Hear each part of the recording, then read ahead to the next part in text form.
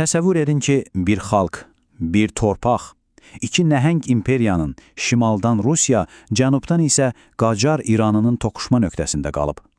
Bu təkcə torpaq uğrunda gedən müharibələrin hekayəsi deyil. Bu, həm də bir millətin taleyinin həll olunduğu bir hekayədir. Əslində bu xəritəyə baxanda hər şey aydın olur. Görürsünüz, şimaldan durmadan genişləyən Rusiya imperiyası və cənubdan Qafqazdakı son mövqelərini qorumağa çalışan Qacar dövləti. Azərbaycan isə məhz bu iki gücün arasında geosiyasi məngənənin tam ortasında qalmışdı. Toqquşma sadəcə zaman məsələsi idi. Gəlin bu hekayənin yol xəritəsinə sürətli bir baxış keçirək. Hər şey 19-cu əsrin əvvəllərində başlayır. O zamanlar Azərbaycan xanlıqları demək olar ki, Qacar dünyasının bir parçası idi. Sonra isə 24 il davam edən qanlı müharibələr dövrü gəlir. Və nəhayət 1828-ci ildə bir müqavilə ilə cızılan sərhəd bir xalqı və bir torpağı amansızcasına ikiyə bölür. Yaxşı, gəlin başlayaq ilk fəslimizə. Rus-Qacar müharibələri əslində sadəcə döyüşlər silsiləsi deyildi. Bu, Azərbaycan xanlıqlarını yavaş-yavaş, amma qaçılmaz şəkildə sıxan o geosiyasi məngənənin hekayəsi idi. Hər şey çox kəskin bir ultimatumla başladı. Qacarlar Rusiyaya dedi ki, Qafqazdan çəkilin. Amma Rusiyanın cavabı bir mənalı oldu. Xeyr. Bax bu qısa və sərt diyaloq bütün regionun taleyini dəyişdirəcək ilk böyük müharibənin alışan fitili oldu. İndi isə gəldik hekayəmizin ürəyinə. Azərbaycanın iki qanlı müharibə və onların nəticəsi olan iki tarixi müqavilə ilə rəsmi olaraq bölünməsinə. Bu müqavilələr sadəcə kağız parçaları deyildi. Onlar bir xalqın taleyini cızan sənədlər idi. 9 il davam edən qanlı müharibədən sonra Gülüstan müqaviləsi imzalandı. Bu, Azərbaycanın bölünməsinə atılan ilk rəsmi imza, tarixdəki ilk qara ləkə idi. Gəlin baxaq görək, bu müqavilə nə deməkdir? Deməli, Rusiya, Qarabağ, Şəki, Şirvan, Quba, Bakı, Lənkəran da daxil olmaqla əksər xanlıqları özünə birləşdirdi. Üstəlik, Xəzər dənizində hərbi donanma saxlamaq hüququnu tamamilə özün hasarına aldı. Amma bir məqam var idi. Naxçıvan və İrəvan xanlıqları hələ də Qacarların nəzarətində qalırdı. Yəni, bölünmə hələ tam başa çatmamışdı.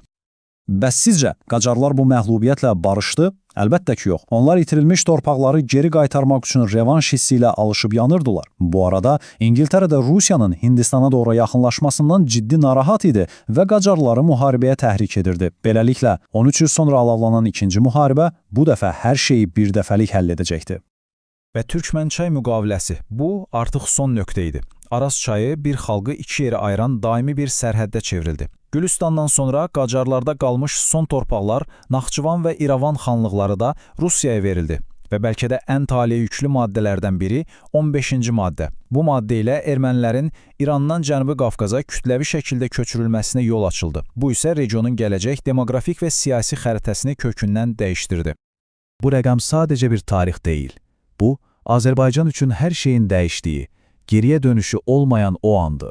1828. Yaxşı, bəs 1828-ci ildə cızılan bu sərhəd hansı nəticələrə gətirib çıxardı? Arazın o tayı və bu tayı üçün həyat necə dəyişdi? Gəlin indi bu fərqli yollara nəzər salaq.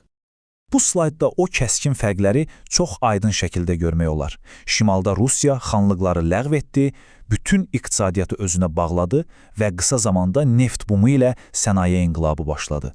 Cənub isə, Cənub Qacar dövlətinin aqrar bir əyaləti olaraq qaldı, orada feodal münasibətlər davam etdi və mərkəzi hakimiyyətə qarşı üsyanlar daha çox sosial və dini zəmində baş verirdi.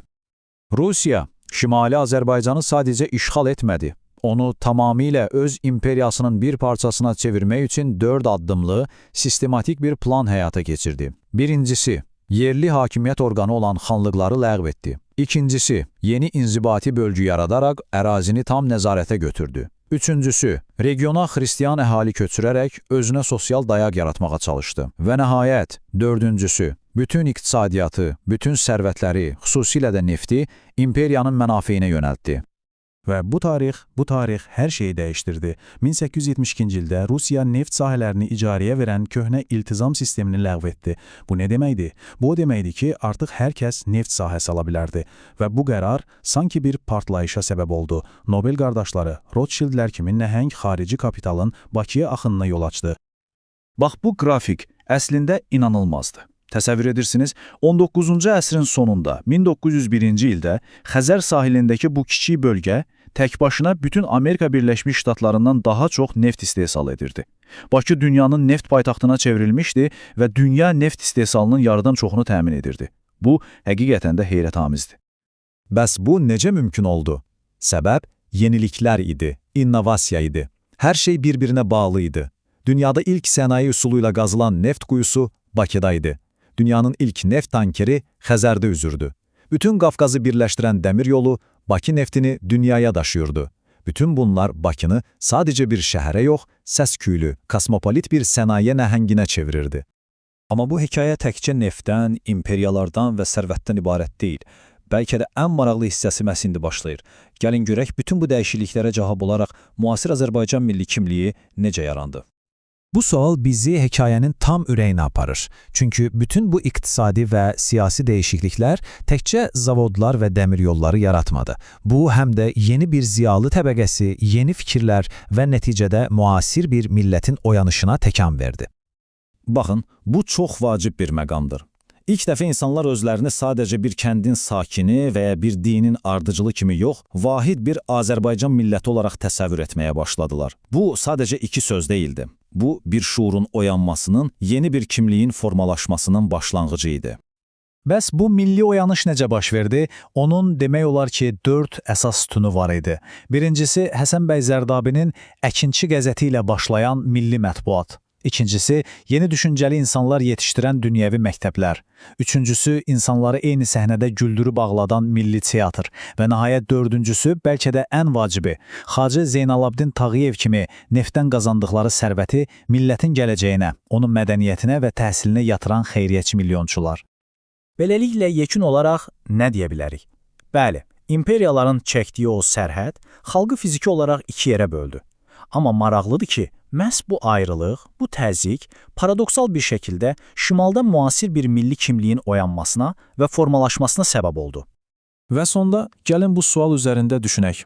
2 əsr əvvəl atılan bir imza, cızılan bir sərhəd bugün bir regionun, bir xalqın taleyinə, onun siyasətinə və kimliyinə təsir göstərməyə necə davam edir? Çünki o müqavilələrin mirası hələ də bizim aramızdadır və gələcəyimizi formalaşdırır.